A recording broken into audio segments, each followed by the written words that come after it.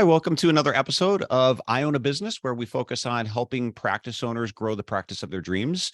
I'm your host, Dr. Steve Vargo, and I have with me Dr. Kristina Pusz. Dr. Pusz became owner of Pittsburgh Primary Eye Care in 2015. And over the years, the practice has grown to 14 team members, including 2.5 full-time optometrists. She's basically doubled the revenues, almost doubled the revenues over that time, and is experiencing an average growth rate of about 10% a year. So I mention that because we're going to talk about something today that Dr. Pusz credits as a major contributor to the growth of her practice, and that will be team meetings. So hello, Kristina. Hi, Steve. Thanks for the invite. So I think we'll agree on this. From a leadership perspective, I think communication is one of the most important aspects of leadership.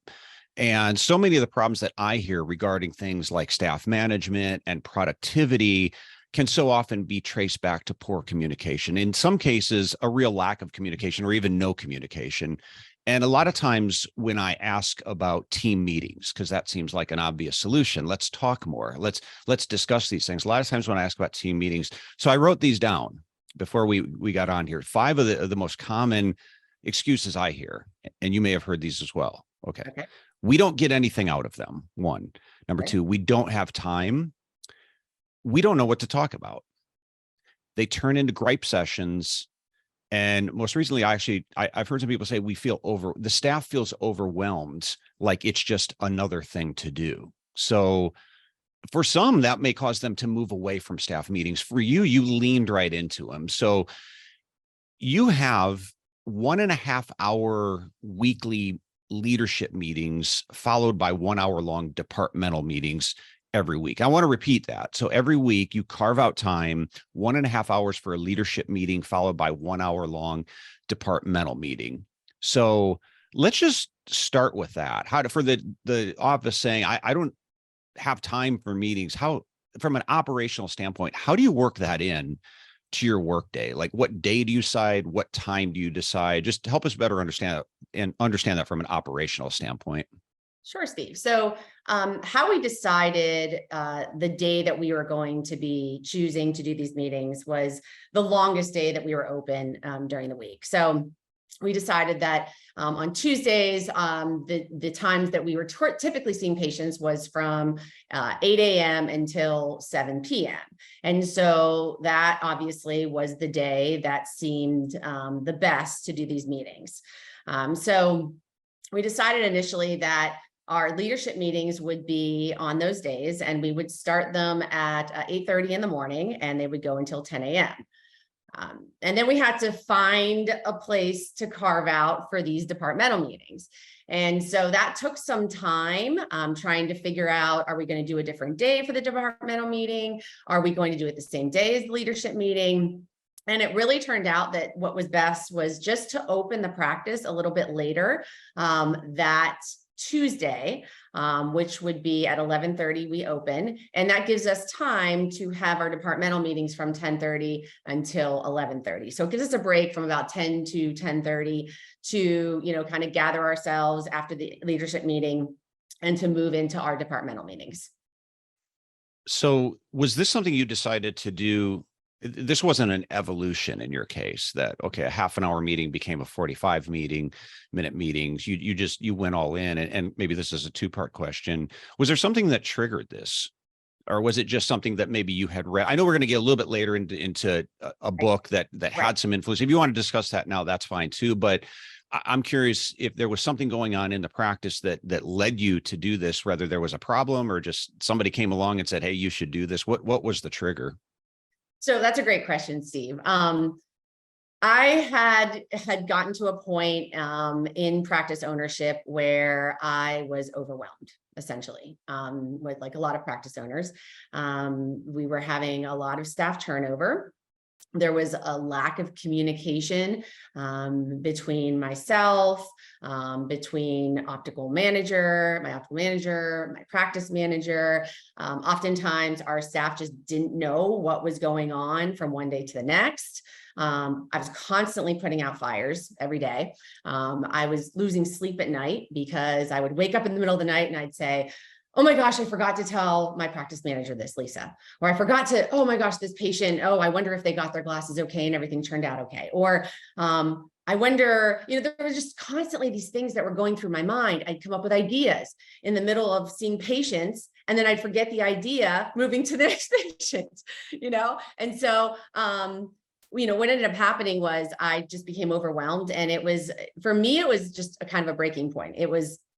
I either have to make things better and I have to create better communication. There has to be better structure in the organization, or I have to move away from this organization. And for me, that wasn't the choice I wanted to make. I really enjoyed being a leader in this organization. And I say leader because at this point in time, I am a leader in the organization. At that point in time, I was just a boss. And that's how my staff, and that's how I referred to my team back, over a year ago. Now I refer to them as my team members, and I have leaders. And so you'll find that, the terminology changes from where I was a year ago to where I am today. And it also has changed for our leadership team and our team members. So I was really just a boss back then. And now I feel that I'm more of a leader. And so, and those skills have taken a lot of time to develop over the past year.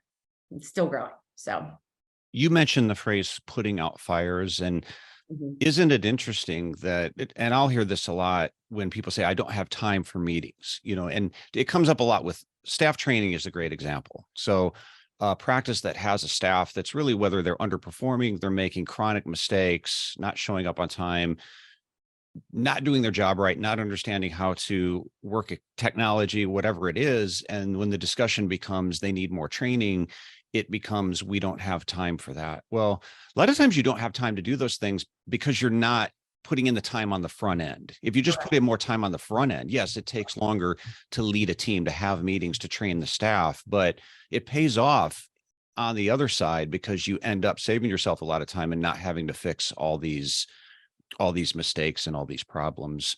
Absolutely. I So agree. you love the staff meetings. We're getting into them. You're feeling a little bit less overwhelmed. You're like, okay, this is working. What is the staff's reaction? Is there any pushback? Did they like it? Did they see the benefit of it?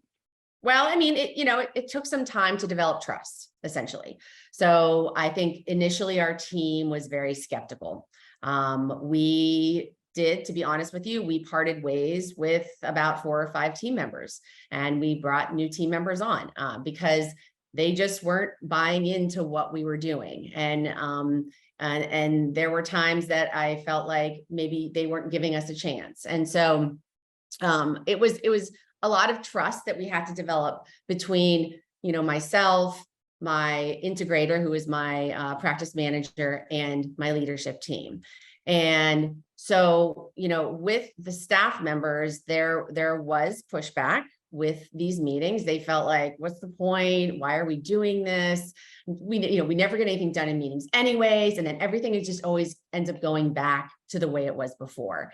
So there was a period of time where we had to develop more trust, and we're still developing trust with our team members right now, that what we say is going to happen and the structure of our meetings are structured a certain way for a reason, because things get done this way. And so with, and we're going to talk about it later with traction, there is a certain structure to each meeting, and you follow that structure. There's even periods of time that you're timing certain parts of the meeting so that things aren't going over and you're losing track of what you're trying to do. Just to dig a little bit deeper on the staff aspect and getting their trust and getting their buy-in, you mentioned something I'm going to follow up with, but I'll ask something else before you mentioned that staff would say, well, things just go back to the way they were before. So meetings give you a chance to hold people accountable, but let's park that for just a second. I've always been of the thought, as from a leader standpoint, that you need to be careful pushing too hard on people, where it's, in my perfect world, the ideal environment is a lot of collaboration and people coming, my team members, as you like to call them, I love that term, coming to me with ideas. Now, I can't make everything happen, and not everybody can always get their way, But ideally, I would like to be in a work environment where people are excited to come to me with their ideas, solutions to problems, ways to make things better. And then we can all talk about that. Has that been a part of the media? Has that given people that platform where they feel like they can come forward with ideas and we talk things through, versus I think there's a sense in some offices and some practices that have meetings where they feel like it's a doctor or a manager getting up telling everybody else what they need to do. And I always remember the study I read where the number one reason employees push back on their boss is because they don't like their ideas. And but as soon as they're given a chance to come up with their ideas, a lot of times we just kind of align. I've used this term before: let other people have your way. Because a lot of times you've got ideas that you'd like to implement, but when you give other people a voice to sort of lift that up, then it feels like it's everybody's. It feels like it's other people's ideas, and then you're supporting their reasons. And a lot of good leaders have found that as a great motivational tool. But I'm just curious if you'd elaborate a little bit on your thoughts on involving everyone on the team. So again, Steve, it comes back to trust. And so, our leadership meetings, we have quarterly. So in addition to our hour and a half and hour long, our hour and a half leadership and our hour long departmental meetings, we also have quarterly meetings that are an entire day where the leadership team comes to my house and we come up with our quarterly goals, our annual goals, our core values, our core focus. We review what our rocks are going to be for the quarter. And I can go into that later or at some other point, but it was a lot of it was coming together as a leadership team. So first, developing trust in the leadership team. That's what you have to do. You have to get your leaders, and they have to trust your practice manager, your integrator, and they have to trust you as the visionary. After the leaders have trusted you, they now can start opening up about their ideas, and they can feel that the ideas that they give to you are not going to be shut down. So essentially, we throw ideas up on a whiteboard. We just keep on throwing them up on these kind of Post-its, and no idea is ever kind of shut down immediately. And so after you've developed that trust in your leadership team, now your leaders have to go to their direct reports, their team members, and develop trust there. We have something called one-on-one meetings that we run every 2 weeks with every direct report with their leader. So we have a clinical lead. He has three direct reports, and he has one-on-one meetings with them every 2 weeks that are 20 minutes. And in those meetings, he discusses with them, give me some of your ideas. How are things going? It's a quick 20 minutes. And at the end of those 20 minutes, he asks for feedback on himself or herself. And I think those one-on-one meetings build the trust. And then in the departmental meetings, people can start speaking up a little bit more. So it's like these tiny little things, these tiny little snippets that are happening throughout your days, throughout your weeks, that build the trust. And it's not going to happen overnight. And, we understand that as, a lot of great leaders understand that these things don't happen overnight. And so it's patience, and it's developing the time, the energy into your leadership team and into your direct reports. So you hit on a couple of great things here. One is some of the research in leadership shows one of the qualities of great leaders is humility. And I think a couple of things you need as a leader. One is assertiveness. You have to have a backbone and the ability to hold people accountable, but balancing that with some humility. These are two qualities I find in a lot of really good office managers. Humility is the ability to go to your team and say, I need your help too. I need your support. How am I doing? You mentioned that part of one of your leadership meetings or your meetings with other team members is asking for feedback, the leader asking for feedback on him or herself. Well, it takes humility to do that, but it also takes that word that you've thrown out there about 75 times now, trust. Right. Because the employee, the team member has to really believe that if I give you this feedback, I'm not going to be in trouble, right? That you're going to be able to accept this, that I can trust you to take this in and apply it.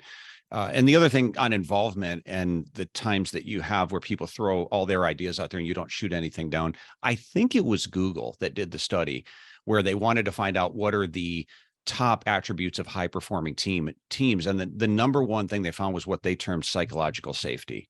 So it's the Absolutely. ability for workers to come into work and feel like their ideas are welcome. They can bring up their ideas, their solutions without fear of things being shot down. It's so important to have So in important. a work Yeah. environment.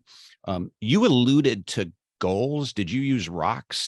Was that what you said? Rocks. Yes. Expand on that. I don't know what rocks are other than the ones I throw, but goals, rocks, KPIs. What are you tracking in these meetings?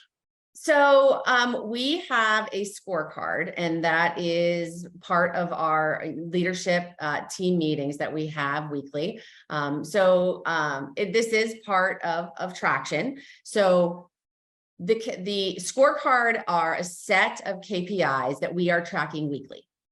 And the idea is that you track these numbers weekly, and that avoids you being surprised at your P&I at the end of your quarter or at the end of your month. So you actually understand what's going on in your practice week to week. And so if you see a pattern of something changing or something dipping, then you can get on top of that in your leadership meeting and throw around ideas of why do we think this is happening? And, identify, discuss, and solve the problem is the idea. And so the KPIs that we track at this point in time are revenue per patient. And then, so we take an average revenue per patient, and then we also split that between the 3 doctors. We also track our total gross revenue weekly. We track our total optical revenue, and we track our number of exams or refractive exams, which is very common among many practices. Tell me a little bit about the outcomes that you've seen. I know we alluded to that in the beginning, the growth of the practice. Anything else, just as far as the financial or beyond, the culture, the overall vibe in the office? What kind of outcomes have you seen through this? If we can accept in the beginning, there was some, there's always going to be, you've got to build that trust. You had to let a few people go. I'm sure there were some bumps along the way. Absolutely. But as it's evolved, what kind of outcomes have you seen? And maybe even, is there anything that you did initially that you would say, I would do it differently now? Okay, so there's a couple of questions there. You might have to go back to the last one because I can get off track a little bit. But so financially, we've seen an increase in our revenue per patient. We've seen an increase in our revenue of about 14% to date this year. But I think it really comes down to, I think the numbers speak for themselves, but the real benefits of something like this, of putting something like this into effect, is going to be the culture of your team, the energy that is felt when someone walks into your practice. And that is something that was so abstract to me before. I knew I wanted it. I knew when I walked into my practice, I feel days where the energy was kind of like, ugh. And that was most of the days. I'd walk in and say, good morning, and good morning. Or sometimes my staff members wouldn't even look at me. It was like, what's going on here? And so I think the culture has dramatically changed, and patients have commented on it. Team members have commented on it. Doctors have commented on it. In fact, the one doctor who we brought on full-time earlier this year, she said, the reason why I went full-time with you was because of the culture of this practice. And that is so much more important to me than really at this point anything else. Obviously the revenue has to be growing. We have to have patients walking in the door. Our days have to be filled with exams. But the quality of life that we can provide in our practice, and just improving not only our staff, our patients, our leadership team. There's been collaborative teamwork. People are held accountable for roles that they maybe are not fulfilling that they should be fulfilling. We call each other out on our core values. So we have a message system in our office where if somebody does something really cool that you saw, a team member, hey, and you call them out to the whole entire team, you send a message out or you call them out in front of them, so you praise in public. And so that has been something that I feel has been exponentially so much better. I can say, for myself, balance, work-life balance has improved incredibly. And that, allowing my leadership team to make decisions and have ideas and have a part in running this practice, how it has allowed me to kind of step back and allow flow of ideas in other ways for myself, if that makes sense. I've, developed interest in other areas of the practice that I normally wouldn't have had time to do because I was constantly micromanaging everything. And for me, it's an improved quality of life for myself. And I think that is invaluable, honestly.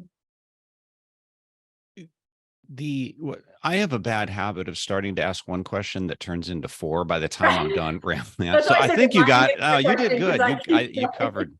You covered it all. Just a few more things here. Accountability. You mentioned earlier, you've mentioned that word in your last response, and you mentioned something before that, well, in the past, we've had these meetings and talked about doing these things, but things just go back to the way they were before. I hear that all the time. I've heard it at our meetings. People will come and say, oh, we bring the whole staff here. They love the meetings. They get so much out of it. But then we go back to the office and we get busy doing the routine, and then we don't do the things that we talked about doing. So there's a sense of accountability there. How do you hold people accountable for the outcome? So you can have these meetings and talk about all the things you're going to do, but making sure that things are actually executed. What is your process for that? So we do have an accountability chart, and it is split up. It's actually hanging in my practice manager's office, and it says the role of each person, and who their leader is, who the direct reports are, and what they are accountable for. So if there's ever any question about who's accountable for ordering contact lenses, you can go to this chart and see this person is accountable. So, if there is a circumstance where someone is not, performing as we see should be done, or they're not holding themselves accountable for what their role is, we have something called a performance improvement plan. And it's really, it's not a way to lecture someone. It's not a way to, necessarily critique them or criticize them. It's a way to remind them that, hey, these are our core values. This is what you're accountable for. There's 2 to 3 circumstances where maybe you did not fulfill this role. And so give us some ideas on how we can allow you to kind of get back into that role, to fulfill those responsibilities. And so we'll allow that person to kind of come up with their own solution, even though we might have a solution in the back of our head. We allow them to kind of come up with ideas. And then we set out a kind of 30-day plan, where we check in with them once a week. And that 30-day plan, again, the leadership team checks in with their direct reports every week. And if after that 30-day period of time, they have not, kind of fulfilled those roles, or things have kind of went haywire, they may potentially have another 30 days to improve their performance. If that does not happen, then there's this discussion of parting ways. And that is, we are completely upfront, direct. We are open and honest about how this goes. And so we do understand that this type of leadership is not for everyone, right? This type of structure in organization is not for everyone. And we understand that. And so there are times where we've had to part ways with employees that we've had for many years that just didn't see the value in what we were doing. And they felt that we were being too harsh, and maybe weren't giving them a chance, or why did things have to change? I like the way things were before. And that's okay. What we say is like, there's a place for you, but that place may not be here. It's somewhere else. And I think, again, it's just about being open and honest and really being direct with our team members about what their responsibilities are. You find that just the mere act of having the meetings is in itself creates a mechanism of accountability, because just by having the meetings, you're creating a forum where people have to somewhat answer for their performance and answer for their outcomes. So one of the best definitions I ever heard for accountability was putting people in a position in which they know they're going to have to answer for their performance at a later date. That is So correct. that's all it is. We have to answer. So the problem, I think, with accountability, and to build on my example before, people come to our meetings and they got a lot of great ideas and went back, but it really didn't get executed. I don't think anyone really had to answer for not doing their part. Right. So when you set up meetings, whether those are team meetings, leadership meetings, one-on-one meetings, and people are clear on their expectations, I think it has to start there. But then setting a time saying we are going to reconvene. We're going to meet at this time, and putting the staff member in a position where they sort of have to report or give you a status update on where they're at. I think in general, just the way we're wired up, people don't want to have to keep reporting to their boss or their leader that they're failing. So if for no other reason than to avoid an awkward conversation, I think that probably motivates a lot of people to deliver on what they're being asked to do. That's correct. We have in our departmental and our leadership meetings, we come up with a to-do list, and there for every to-do, every action, there is a person assigned to that to do. And so for the following week, you're to have all your to-dos done. And so you have a week to 2 weeks to get those done. And so as we're going through the structure of this meeting, the to-dos, there's a portion of the meeting where we ask, Lisa, were you able to accomplish this? And the only answer is done or not done. Lisa, was this able to be accomplished? Done or not done? And so you have 2 weeks to accomplish that to do. If after 2 weeks it's not accomplished, it's either assigned back to a kind of an ideas list, like what can we do to get this done? Or we try to help Lisa solve the problem in that meeting. Perfect. So we'll close out here. If you could touch on or just talk about traction, because I know that's been a big part of the what you've implemented in your practice, the book Traction. If I could put in a quick plug here for our mutual friend, Dr. Larry Golson, who we just did a podcast recently. That's a big factor in the growth of his practice. And I know he works with other doctors, but for people who haven't read it, they're not familiar with the book or the process, can you give us an overview of what that is? Yeah. So, Dr. Golson was the one that introduced us to Traction, and he and his integrator have helped us over the past year to really integrate this into our practice. And so Traction is it's a very, once you read the book, if you ever read the book, I highly encourage you to read it. It's overwhelming. And you just in your head think, oh my gosh, how can I get all of this stuff done? But it really, Traction is what we are doing in our practice right now. It is the leadership meetings. It's the departmental meetings. It's how you solve problems and you gain traction and move forward instead of staying still and not solving any issues. There's a certain structure to the leadership meetings, the departmental meetings in the Traction book, the quarterly meetings, the annual meetings. So there is a certain kind of formula that you're following, and it has worked for us. Dr. Golson and Christine have done this in their practice, and I found it incredibly valuable that they were an optometry practice that was incorporating this business practice that had been done in many other large companies. And it worked in a smaller setting, which I think is pretty amazing. I think there's so many takeaways from this, and I would almost challenge a doctor listening to this that isn't having meetings or maybe doesn't value, or it's not part of the operationally, it's not part of your weekly process, to really give it some serious consideration and just try it 3 months, 6 months, and then You decide for yourself, do I feel less overwhelmed? Is my staff more productive? Has my culture improved? Am I making more money?